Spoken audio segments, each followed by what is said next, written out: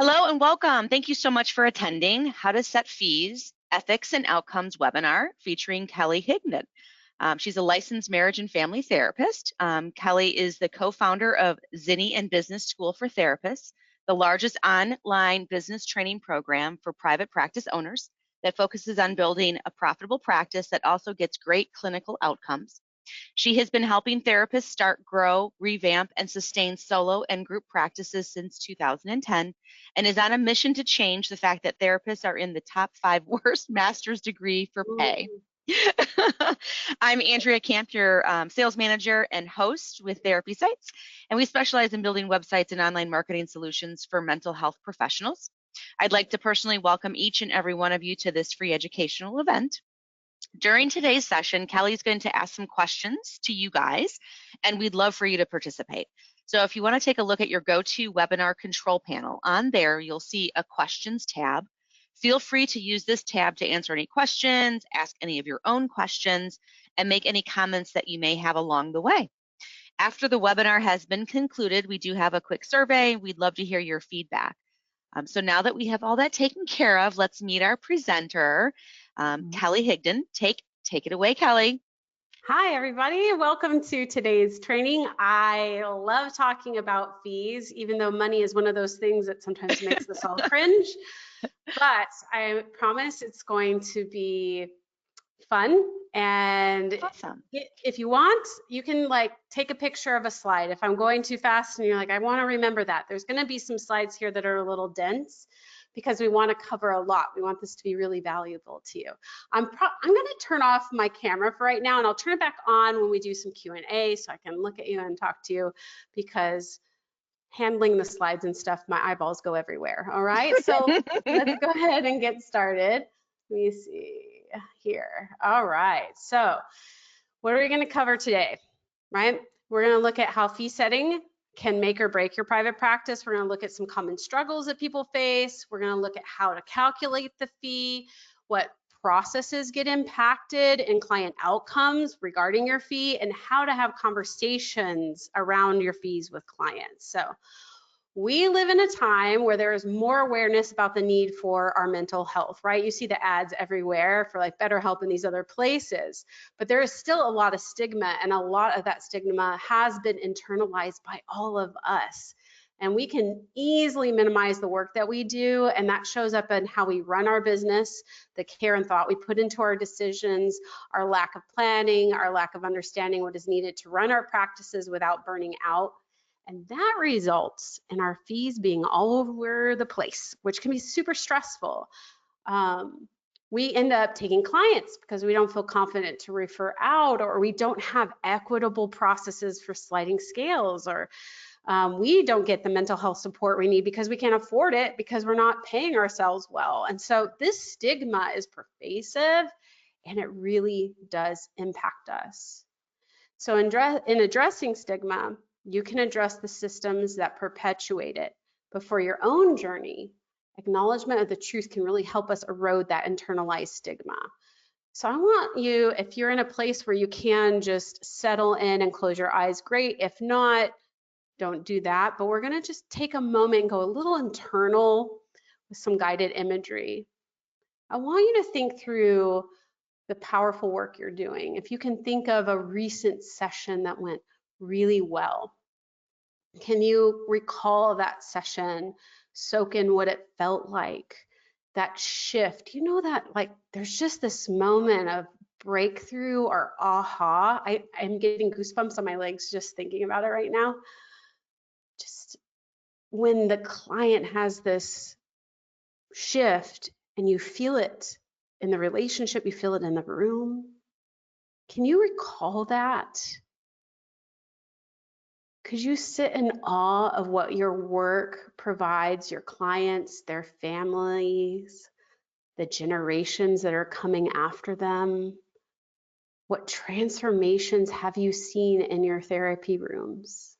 Just taking a breath and breathing that in. You help end abuse cycles or heal addictions. You help people cope with depression or shift a long legacy of trauma. This work is unlike any other. The relationship of a therapy client relationship, there's nothing like that. And you are really transforming lives with this ripple effect that will impact the world long after you are here. Just take that in. And when you're ready, open your eyes. This work is priceless. You teach your clients to value themselves, their time, their health, and how to make decisions that reflect love and self-respect. Through therapy, you take them through a process of evaluating and understanding themselves, what they need or desire, and you help them shift beliefs, behaviors, and boundaries. You help them transform their view of what relationships can be and create completely new family dynamics. What if you did the same for you and your practice? Is it deserving of being in the world? Do you deserve the chance to help others? If your purpose and passion is to help others, how are you going to take care of yourself? Because this work is intense, y'all. And you want to ensure that you can continue to nurture yourself physically, emotionally, spiritually, relationally, right? You need to be at your best to be able to fully show up for your clients or anyone for that matter. So in order to do this powerful work, taking care of you is priority. I mean, in therapy, it's like you are the product, right? You're marketing your attunement, so to speak. You are the agent of change. Yes, it's a co-creation with you and the client, but you are part of that equation. And without you or your employees, if you have a group practice, there's nothing to charge for. So we can't put a price on this work, but we can put a price on what it costs to run this business. And it's not as simple as saying our fee should be X because that's the going rate. That's what my colleague charges or whatever, because each of you here have completely different financial situations and needs. Even if you were neighbors in the same neighborhood and a track home that looked exactly the same, one of you may be single, one may be married, kids, no kids, loans, debt, chronic illness, nearing retirement, don't have a buffer, live in a rural area, city, high cost of living. There's like your needs change based on the cost of rent in your area, your specialty, and so much more. This is why we can't compare to what other people are doing. So take a moment and write down where you are at in life. What do you truly need to be able to do this work? Are you willing to honor that it can be hard to say what you need, which is the first hurdle in setting your fee? That's why we're talking about this. If you can't acknowledge that I have a chronic illness and my capacity and my energy is different than that of my colleagues, so my caseload size has to be smaller, you're going to be pushing yourself to an ideal that's unrealistic for you, right? With a thoughtful fee and a real income coming into your bank account, that is what's going to help your practice be sustainable. And this also brings up like our money stories from how we were raised, our culture, our religious or faith upbringing, the countries we have lived in, but also the systems that have surrounded us, whether you grow up in capitalism, socialism, communism. All of this greatly influences a person and their relationship with money. And you want to think about your own money story. What did your caretaker, parent, mentor teach you about money? How was it talked about or not talked about, right?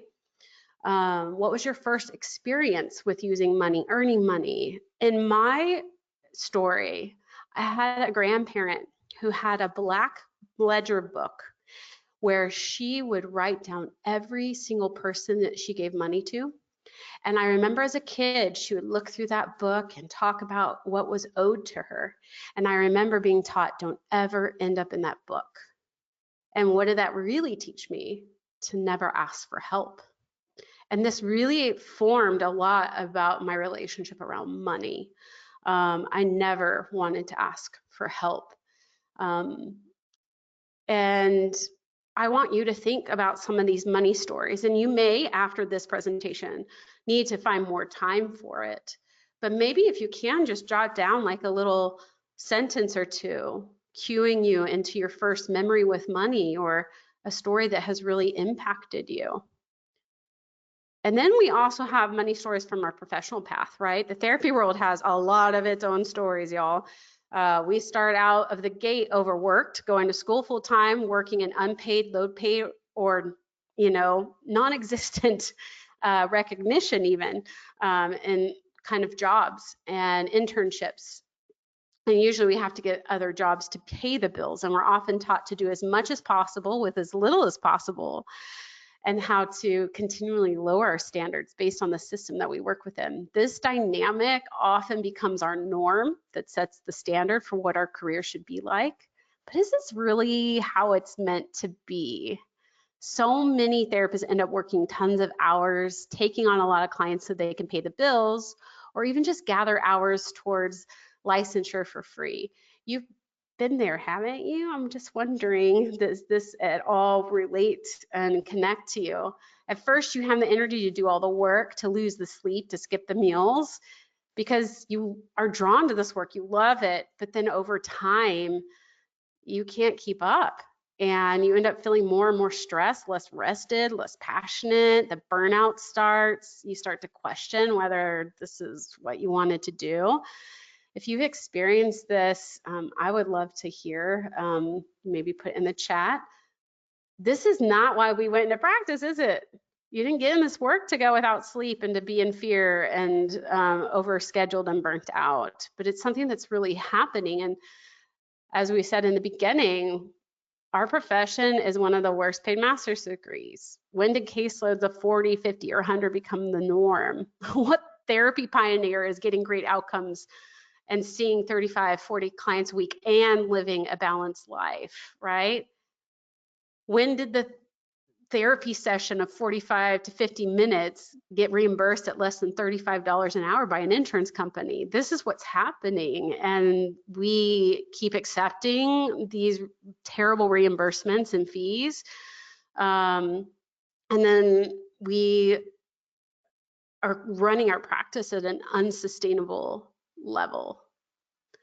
So your decision on what to charge could potentially be a contribution that harms the viability of your chosen profession. If we don't speak up for what is needed to do great work, to be great therapists, right? If we keep signing the contracts of low pay, we keep saying like, okay, this is okay, and our profession will collapse. And by undervaluing ourselves, our needs, our knowledge of what good clinical work takes, we can unknowingly contribute to perpetuating stigmas about mental health care and what it really takes to provide great quality care to our communities. And we are hearing from people who are starting to second guess licensure because they feel like getting a license means they will get paid less than if they focus on coaching or another field. This disregard for the power of the work we do and what it truly takes to do it well happens not only with how we treat ourselves, but also how we treat those who work for us as employees, contractors, supervisees. Please hear me when I say you have a great, great power to change the tide and be a positive influence on the field. The first step is just owning up to what you've said or done that has perpetuated this stuff in the past. We can stop saying that we have to pay all of our dues. We can stop contributing to poor wages in the field. We can stop judging others for their fees that they charge. If you've been a person who has done this stuff, okay, we're going to change that because we want to stop the stigma. You deserve to take care of yourself, and we want that for each other. It's so important because we believe this work is priceless. So a lot of our students and coaching clients, even when they've been in practice for years, come to us wanting to break the cycle of fear, financial struggle, but they don't want to look at the fee that they're charging, even though it's the main reason that they're really stuck and burnt out. They usually want to up their hours to make more income before they'll look at the fee, or they want to talk about passive income streams, retreats, writing a book, those kinds of things, and doing more work, even though they're already tapped. So there are therapists out there, and we have talked to them, who are seeing 10 clients a day, 4 to 5 days a week with no gap. Whew. And they're doing this to maximize how much they can make in the time they have. But how do you ensure great documentation? And when you go to the bathroom or have a snack, or just even have time to explore and reflect on the sessions at hand? And there are really well-meaning therapists who fall asleep in session, therapists who can't remember their clients from session to session because they're just trying to do more than their body can handle. I don't think they are inherently bad therapists. I hope not. But every client deserves to have your highest and best services. Do you agree with that? Do you want your clients to get the best? The first client of the week to the last client of the week, they get the same attuned therapist. I think that that is something we all want to strive for. So sometimes we want to do as much as we can because we don't want to accept our circumstances. It would mean we might have to grieve tough stuff or challenge our family of origin stories, right? Single parents, people with chronic illness, people who have other roles in their family as caretaker, life changes, going through divorce. When we resist the compassion and acceptance of where we are, it leads us to being more stressed out because we're not being honest with ourselves about what our business needs to provide us. Imagine if you look at your life and say, what can I give to my business and also be my life the way I need to be? Being honest about your time will help you not only determine your fee, but it's also going to help you set a schedule so you can be present from at the beginning of the week to the end of the week, right? And still have energy at the end of the day for having a beautiful meal with someone you love, enjoying time of connection with friends, right? What else do you need to be a great clinician and get great outcomes? There's also like training, supervision, and attending things like you are here today, which I'm so appreciative of you making some time for yourself in this way. You want to have these opportunities and you want a fee that's going to support that. Maybe you also need to look at seeing your clients regularly and having a regular spot because for them it means they have a better relationship and attunement with you and more transformative work. And it means you can financially plan more easily. And if you're in a group practice or have other services, if you want great outcomes with your expansion into these services, these things to think about still apply. We want you to expand out of abundance, not out of desperation and fear. So when you hire, it's not because you're fearful, but because you have more people to serve and you know that you can fill those spots and it feels really good.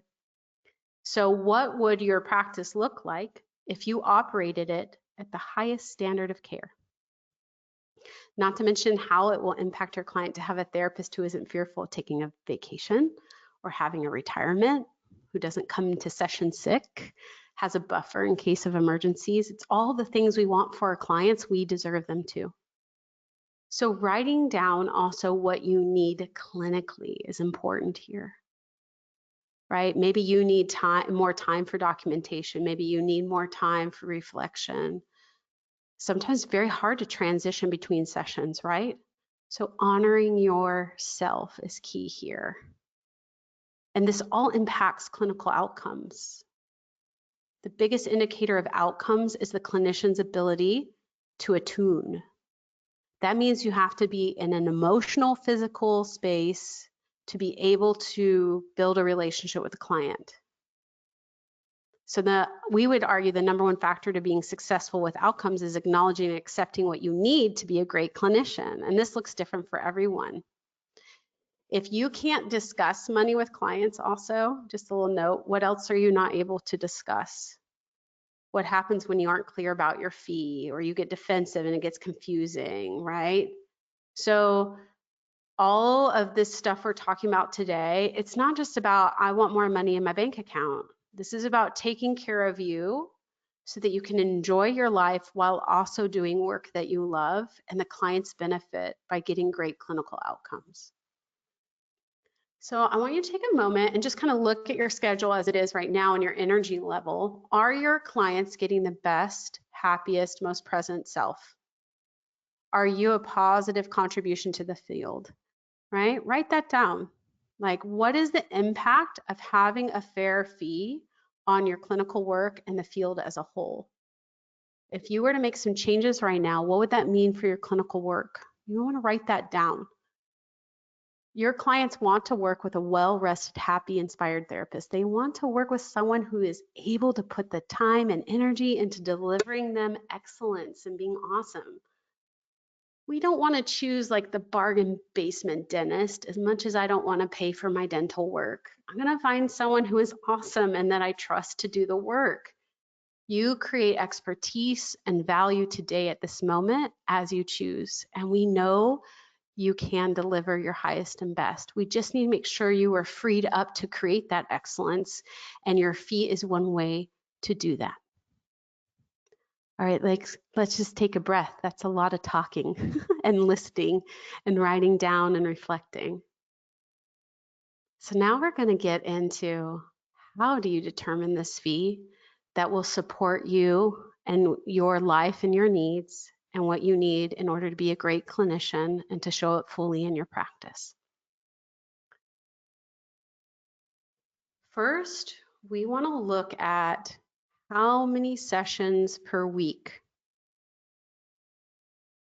can you do without burning out, with having sustained energy and enjoyment.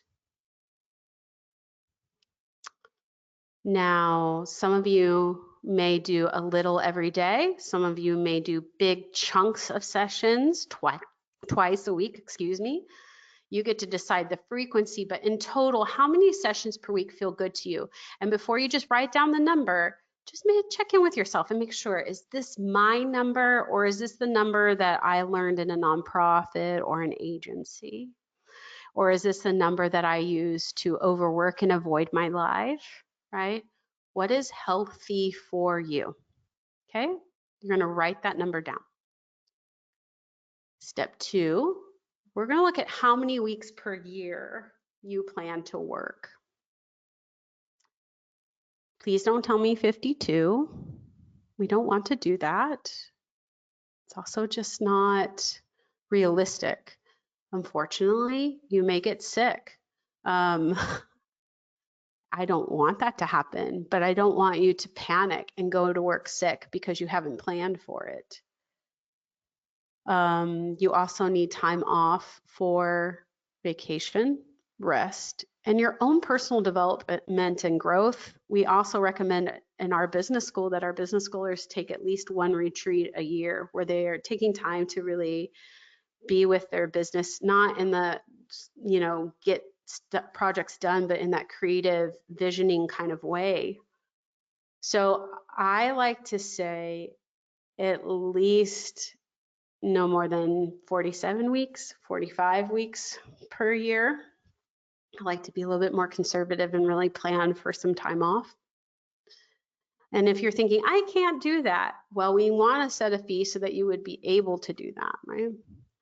Next, we want to look at how much gross income do you need to make? And we're not talking about, ooh, that's gross. We are talking about the income that you need to make before taxes to cover everything to run your business and your life, right? So what do we want to think about in terms of expenses of your business? These are some of the common expenses. This might be a good one for you to screenshot, right? Like rent, your license, CEs, your website cost, things like that. Office supplies, EHRs. But then we have these forgotten expenses. These are the ones that a lot of our students forget. Paying their taxes, saving for retirement, putting into disability or long-term care insurance, upgrades to their tech, their CEUs and training. So when we're looking at gross, we're taking in all of these expenses and then also what it takes to live your life. So really budgeting will help here. If you've never done a budget and really looked at where your money goes, I really encourage you, because many people don't consider what it costs to live. So this is not something that you're going to know all at once, but I want you to pick a rough estimate number of the gross income. And then we're going to use this formula. Again, you may want to take your little phone out, take a shot of this. You're going to take your gross income. So let's say it was $100,000. You're going to divide it by the weeks worked per year. I'm going to say 50 because I'm not great at math. And that's your gross per week. And then you're going to take that number and divide it by the number of sessions per week to get your fee. Okay, I'm going to pause here for a second and take a beat, let you screenshot this, and then we're going to go through some examples, okay? All right. So let's say you have $120,000 gross income. I often like to think in thirds when I'm looking at how the money goes. It's very rough, okay? We have like a whole dashboard formula. We call it the magic dashboard in our program, where you can actually figure out exactly your payroll taxes, what you're saving for retirement, exactly how much you need to set aside for taxes and everything, and then I'll spit out a fee.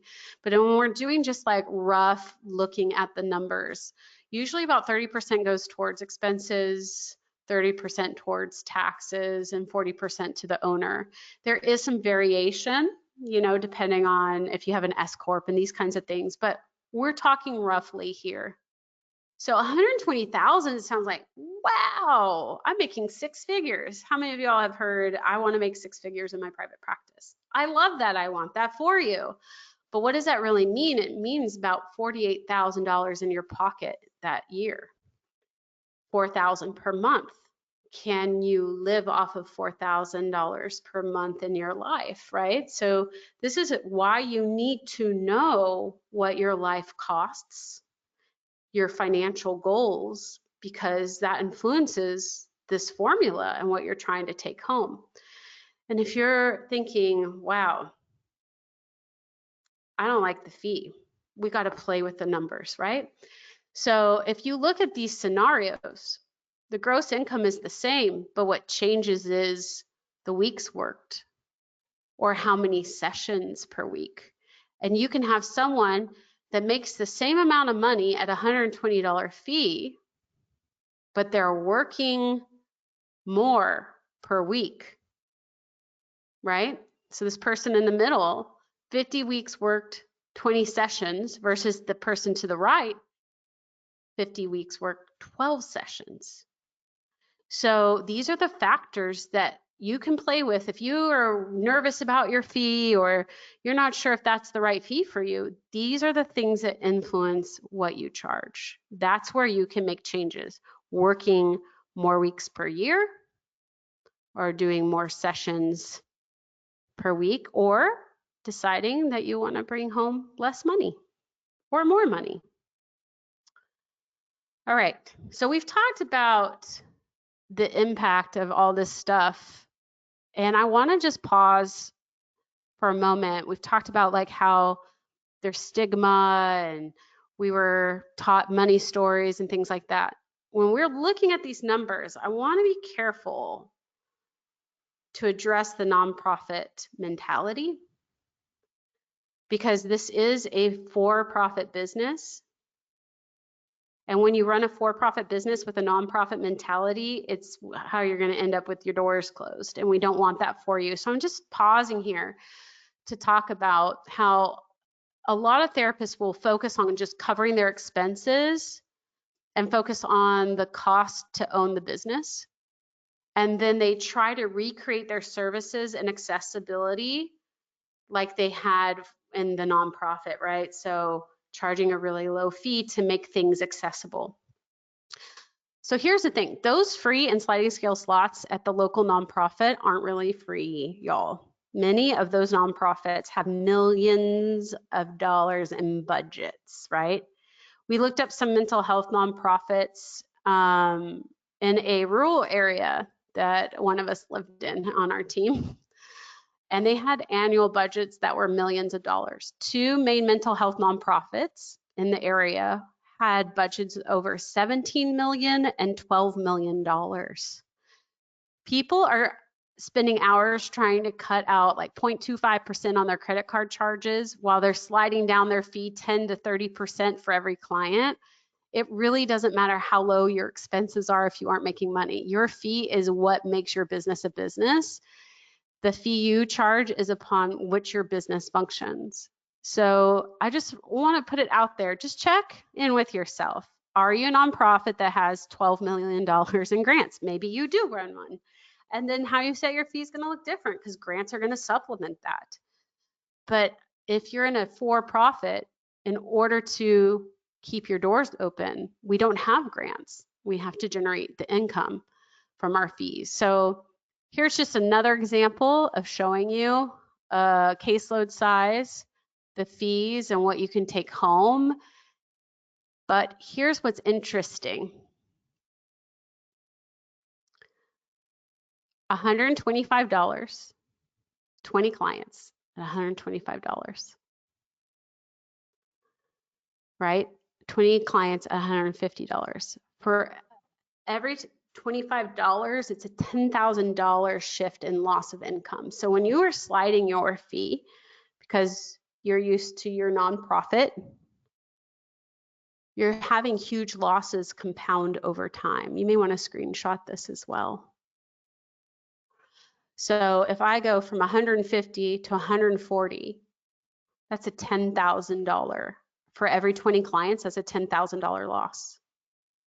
And I go from 130 to 100, it's a $42,000 income loss.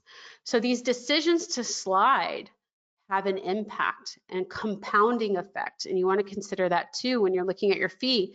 Are you charging what you say you're going to charge? So again, sometimes people do the math and they say, wait a second, I want more time off, or I can't see that many clients. So this is where you're going to play with the numbers after this call, right? We'd say about 90% of people that go through our business school change their fee. And another 20 to 30% often end up developing other streams of income when they discover that their one-to-one services aren't enough to provide the income they desire, but not until after they manage and maximize what they can do with their private practice. So what impact would the fee that you're coming up with make on your income if you only charge this fee and no sliding scale? If you only charge the fee you are going to say, because we know that sliding $10 for every 20 clients is a $10,000 shift in your income. If we just charge what we're going to charge, if we hold to what we need, how does this impact your income? Okay, take a breath with me. Y'all are doing great.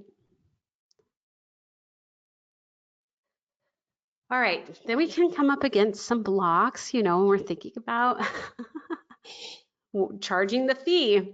Let's say the fee is $200 a session, right? Sometimes the blocks look like looking around, seeing what our colleagues are doing. Is anyone else doing this? Is this okay? Or feeling like we need another certification or more experience. Or insurance companies reimburse me at XYZ rates, so that's what's acceptable, not what I need. Or we just kind of undervalue the impact of the healing that we do. We feel like we're not enough. And that can get in the way of us charging the fee that we need in order to run a business and life well. There is a block a lot that we hear around being money hungry. Have you ever had this, like a fear of being perceived or judged as being in it for the money? So a lot of therapists slide their fee, they bargain their rates with clients, and you, as we saw, small changes make a big difference. A sliding scale should account for no more than 10% of your fees. And in fact, we suggest you don't factor them into your business plan. We feel like you need to figure out what caseload size you can do with a give back and focus only on the fee for that caseload size. So that way, if you give back, it doesn't put strain or stress on you in the plan. It's kind of considered like this extra piece of your planning. There are other ways to give back, y'all, besides sliding your fee that can be a lot more impactful. We give a list in our business school, but just think of other ways to serve beyond sacrificing your business and financial health. You can donate time. You can work with organizations that already have equitable processes. This is the other thing, equitable processes for sliding scale. So we believe it's part of our ethic to give back.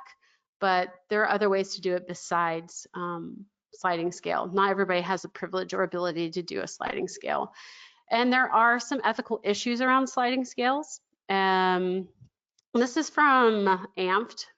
Marriage and family therapists make financial arrangements with clients, third-party payers, and supervisees that are reasonably and understandable and conform to accepted professional practices. Okay. So when we look at that, and some of the things that we're talking about is that when we move our fee around, that is confusing. It impacts the relationship. But we are the ones that can set the fee, and we need an equitable process.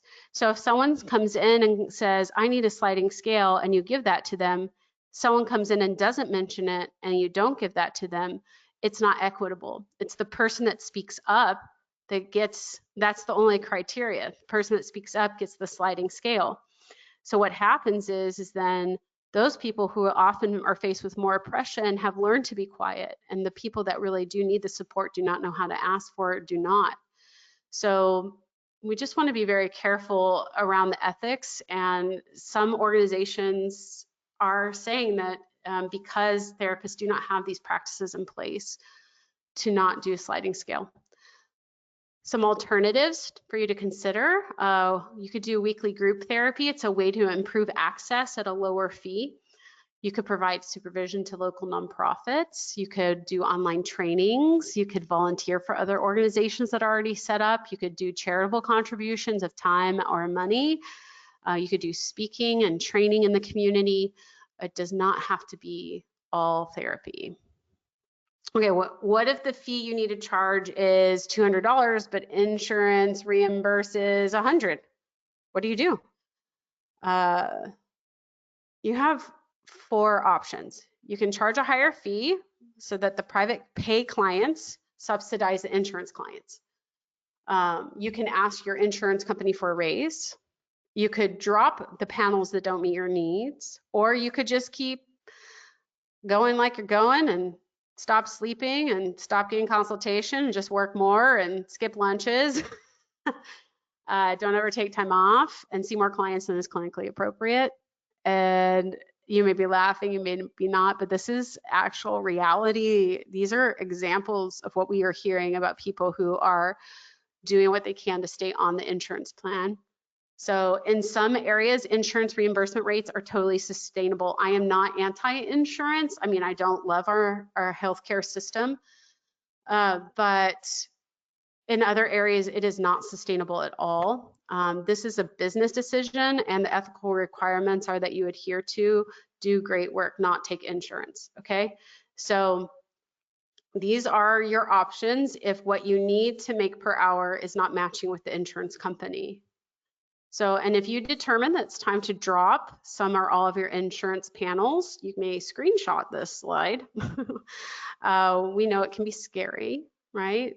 Most of it's a mental game, and not everyone needs to get off insurance. We aren't, again, anti-insurance. It's about doing the plans that are right for you. So you want to slowly step off of those plans while you start learning to market for cash pay clients. So first you determine your cash fee and you start charging that, and you start marketing to cash pay clients.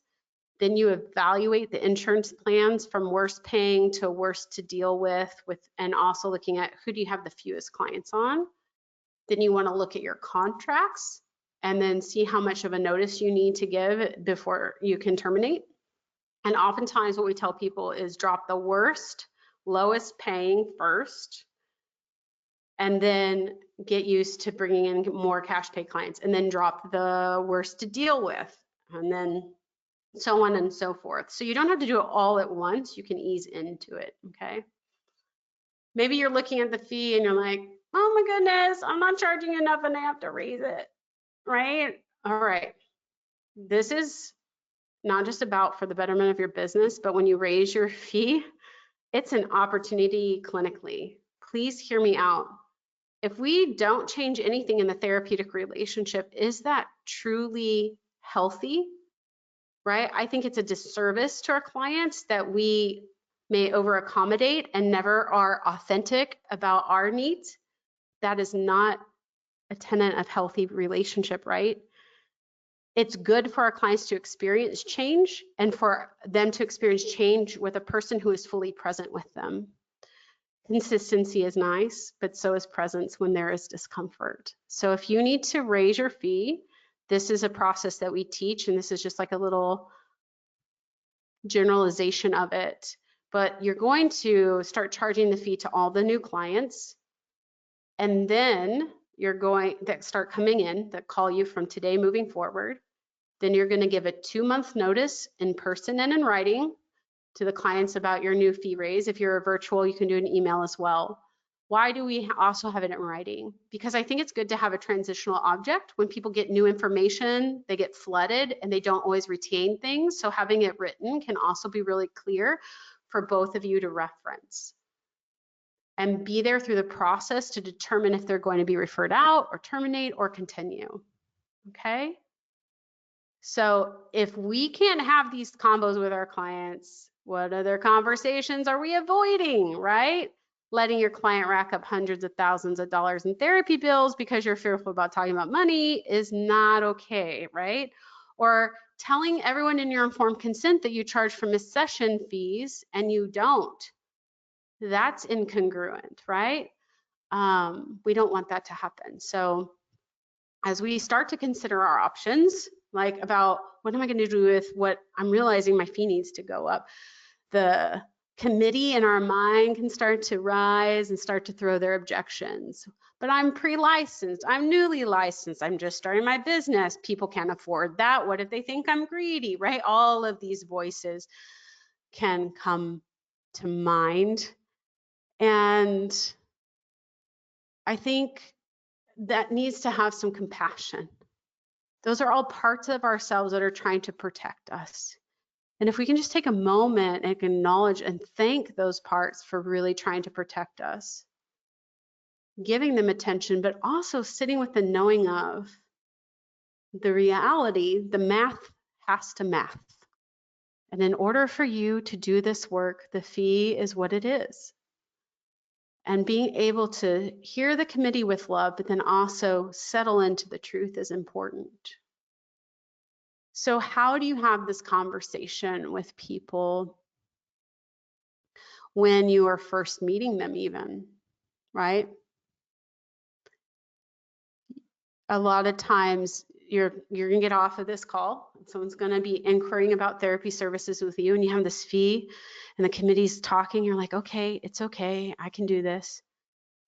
When we teach to have initial consults, you wanna like just set the boundary, hey, we have 15 minutes today. In this time, I wanna help you make the best decision for you. And if at the end of this call, it's to find a different therapist, I'm going to help you with that. And if it's that I feel like I can help you, I'm going to tell you, okay? Great. Tell me about why you're looking for therapy. Tell me about why now. All right, let me tell you a little bit about how I work, right? I see people weekly. I track clinical outcomes. I want to make sure that this is really working for you. And most people, they stay with me about a year. And a lot of times they're surprised. They come in thinking, I just have anxiety. But then they discover that there's other stuff that actually brought on the anxiety that needs some healing. So don't be surprised if maybe that happens. My fee for session is $200 per session. And at the end of the month, I can give you a super bill and you could see if you have a PPO insurance if you want to be reimbursed. How does that work for you?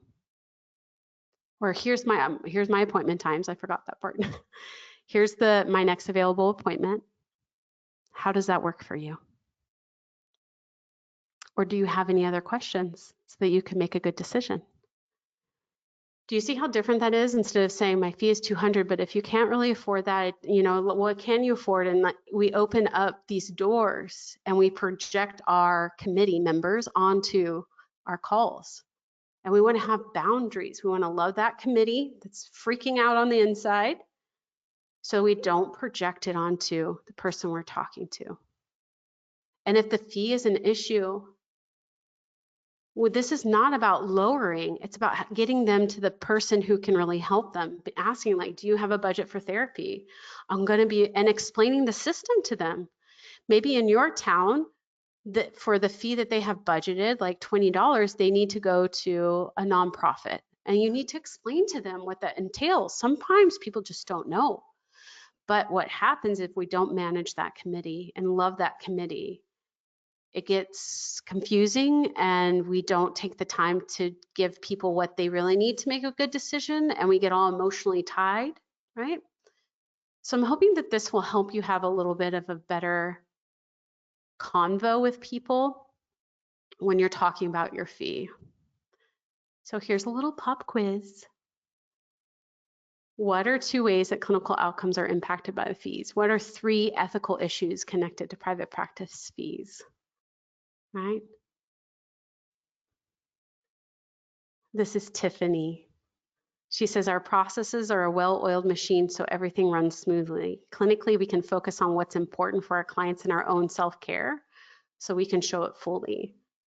She has multiple locations with multiple therapists, and it's a cash pay practice for this reason. Insurance rates do not allow her to pay her people well the way she wants to and things like that. So it makes a huge difference clinically for her. So here we are in this training. What are you going to do different? Is your fee going to change? Is maybe the way you feel about money going to shift? Maybe you've realized how great you are doing and you need to celebrate and be really proud of yourself. So let's just take a moment and reflect what has stirred within you.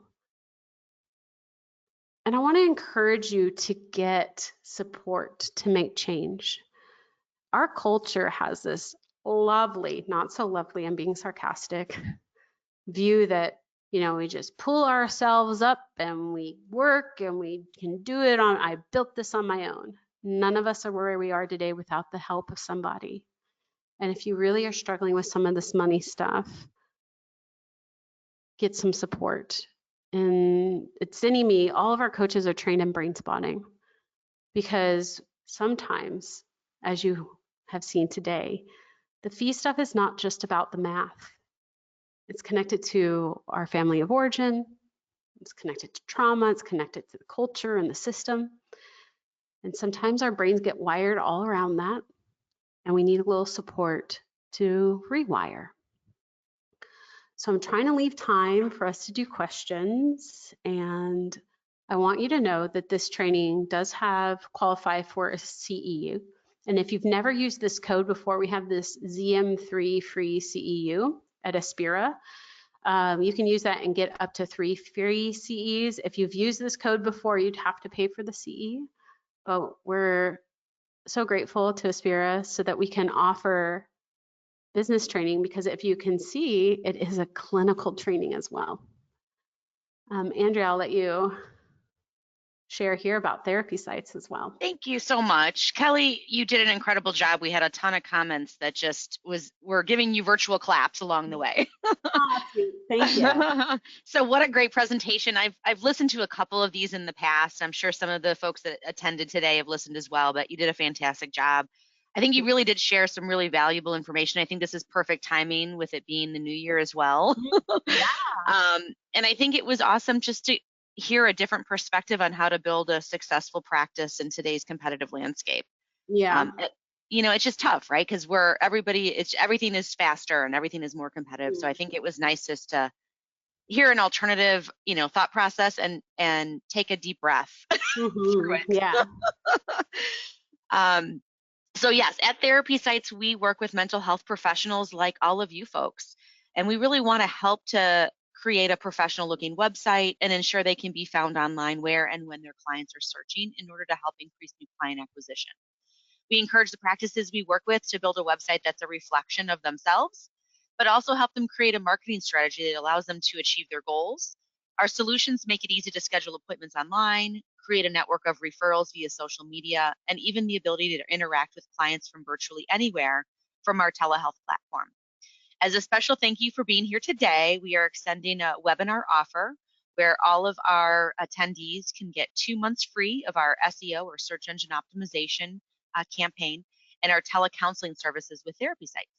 So if you'd like to learn more about what Therapy Sites does and how we can help attract more new clients to your practice, feel free to send us a quick email at webinar@therapysites.com, or you can call us at 866-255-8745. So Kelly, we did have a couple of questions. I think we have a few minutes that if you wouldn't mind maybe running through a couple of questions and answers. Yeah. Yeah, I wanted Awesome. to leave a little bit of time, so hopefully I didn't talk Awesome. so fast. Yeah.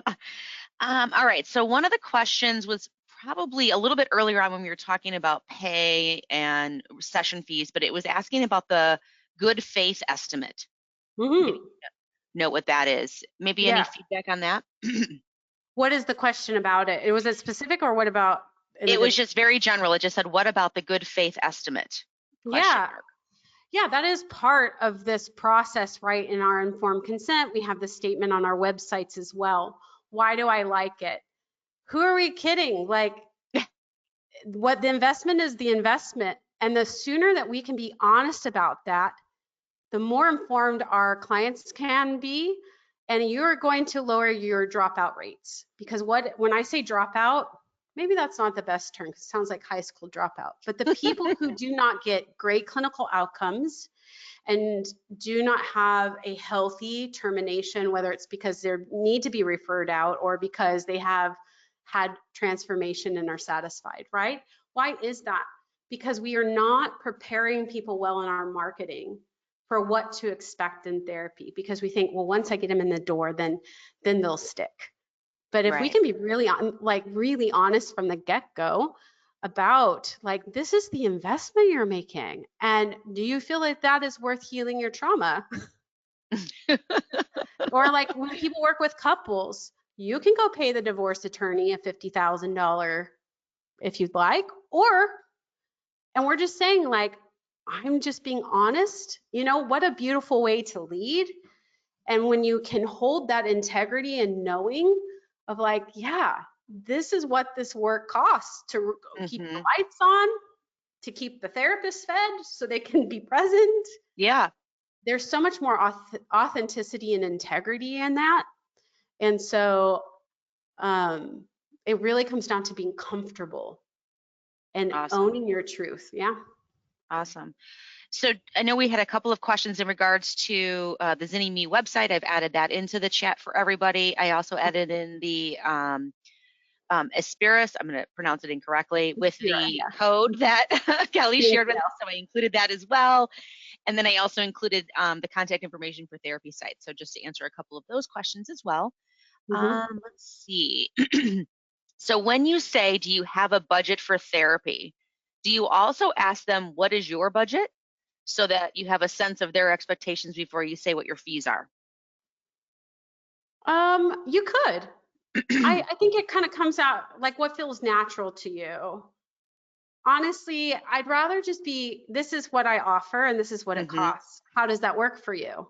Right. That's kind of what I'm doing, right? Instead of me saying, what's your budget? It feels like I don't love the energy of that for myself personally. It Mm-hmm. kind of feels like I want to see where you're at. Show me your cards before I show you mine, kind of thing. Right. And so I'd rather just be vulnerable from the get go of being like, this is what it costs. Like, could you say, I want y'all to go in the mirror and practice saying your fee. My fee is 200. My fee is 250. My fee is 300. We do this really fun thing with people where Mm-hmm. people discover their fee and they're like, I can't do that. I'm like, let's say that the fee that they need to charge is 200. I'm like, okay, I want you to say my fee is 250. And they're like, whoa, my fee is 250. And then when I say my fee is 200, oh, it doesn't feel so bad. It's, there's some psychology to this, and practicing it and saying it over and over into the mirror until it loses its hook, kind of thing. So Mm-hmm. that way you can just say it up front, and then you ask them, no assumption, no need to know, like, this is what it is. And then they Yeah. say, and does that work for you? I don't know. Well, do you have a budget? Have you thought Mm-hmm. about it? Let's talk about what therapy is typically going to cost. Let's talk about all those things. Sure. No, Yeah. that's great.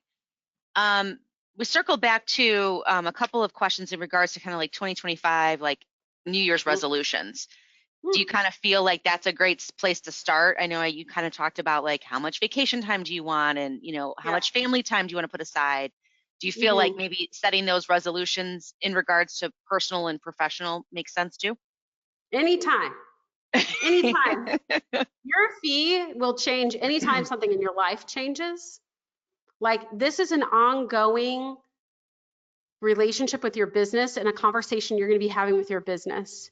So new year or not, I think a new year is a great marker, but maybe something in your life is going to change. And then you're like, I have to rethink, like you have an aging parent that is going to move into your home and now you need to rethink everything. Then you want to look at your fee then too. And really watching is this tandem dreaming while seeing what the committee says and like holding both and navigating what you want and do you feel deserving of that and worthy of it. It's a beautiful process. And I'm telling you, business is your biggest personal development course ever. And so, yeah, I love the idea of using your vision. We use this thing called the perfect day exercise in business school, where we imagine a perfect work day, not a day you're on the beach in the Bahamas. We're talking about just working and like creating life and having a full life and letting that inform your fee. Right. Another question in regards to as we're transitioning, our fees to new clients that we're bringing on, or Mhm. informing the clients that we have kind of in our portfolio already with our new Yeah. fees. How do you start to choose those folks that maybe we want to start to help to find a new solution? Is that the appropriate way to say that? Yeah, yeah, that you want to refer out. Maybe there are people you no Correct. longer, yeah, maybe there are people you no longer want to work with and it's not about the fee. Do not use the fee as a way to get them out. Hmm. I want to encourage us all to be honest and Right. have the hard conversation. Hey, how do you feel therapy's going? This is what I'm noticing. And part of my ethic is that if I feel that somebody else is better to help you, it is part of my ethical obligation and duty that I refer you out. Okay. I remember like I spent 3 months getting a client hooked in. She had such anxiety and I knew she needed EMDR. I absolutely needed it. I was right. I'm not an EMDR therapist, but it took some time. It wasn't that I didn't like working with her. It's just I knew like, and because of her trauma and stuff, it took some time. Let's start paying attention sooner and listening to our gut and having more honest conversations with our clients and not using the fee and pricing them out, but instead saying like, the business is going through some changes, but I was Yeah. looking at like reflecting and I want to have a conversation about our work together, right? That's so much Right. more real and honest. And Right. yeah, And I also think that sometimes you just don't jive with someone, right? I mean, sometimes you yeah, click and sometimes you don't.